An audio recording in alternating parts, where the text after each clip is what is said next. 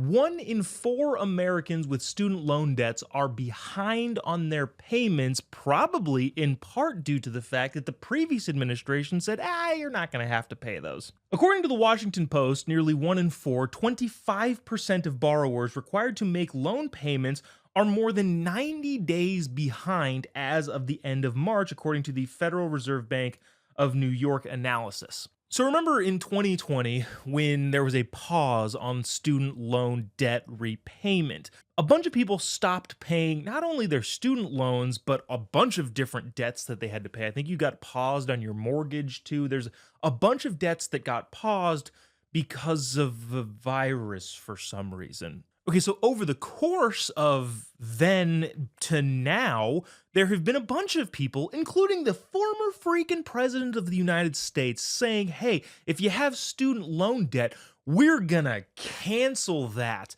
And then the Supreme Court twice said, no, you can't do that. And on a tangent, I don't know why the Biden administration knowingly was able to defy the Constitution and pay no political price for it, but it is what it is. After the Biden administration failed to steal taxpayer dollars from people who didn't go to college in order to repay the debt of people who statistically make more money than the average household, the loan payments started back in 2023. What year? September of 2023. However, the Biden administration issued a year-long grace period, which is way too long of a grace period. Well, that grace period ended this past September 30th of 2024, but millions of borrowers never restarted making their payments. Again, probably due to the fact that the freaking president of the United States looked them in the face and lied to them, saying, oh, you're not going to have to be able to repay this. We'll be able to cancel your student loan debt. Which again is one of the least progressive things progressives have ever pushed for. People who have college degrees statistically make more money on average than the average American household, so you're taking from the poor and giving to the rich. I'm not sure how progressive that is. So all of that takes place, and now 1 in 4 people are behind on their student loan debt, and they're looking for help because things are bad if you're behind on your debt payments. And I can't really muster up much sympathy for that.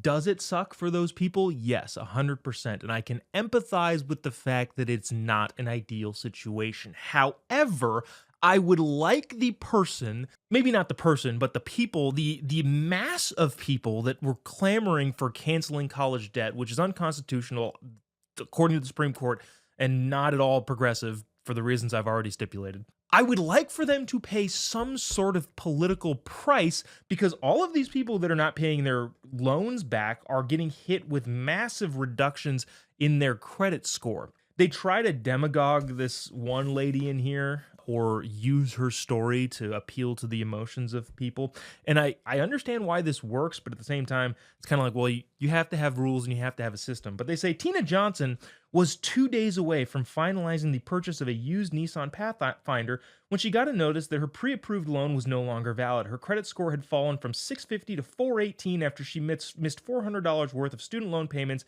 that she didn't realize she was required to pay again. I don't know how much sympathy I have for that situation. Is it a small amount, $440? Yes. But everybody knew these repayments started in September of 2023, and there was a year-long grace period. So the minuscule amount that you had due every single month, how much more grace do we need to give? Just on a timeline perspective, how much more grace period must there be for it to not become a sob story and for people to go, yeah, again, not a great situation to be in, but also maybe pay a little bit more attention. And again, over all of this, it is unbelievable that the executive branch, the president of the United States, lied to everybody saying that, well, we're going to get this paid for. It's going to get this done. There has got to be a student loan debt bubble coming in the near future, probably.